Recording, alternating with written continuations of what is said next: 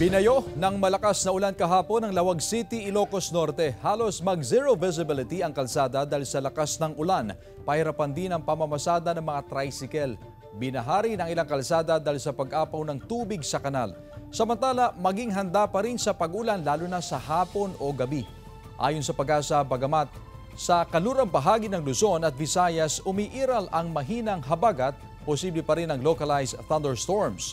Bukod dyan, may mga banta pa rin ng weather systems sa loob at labas ng Philippine Area of Responsibility. Una ang kumpol ng kaulapan sa West Philippine Sea at isa ay nasa silangang bahagi ng Mindanao. Posible ang maging bagyo sa susunod na 24 oras at papasok sa loob ng PAR.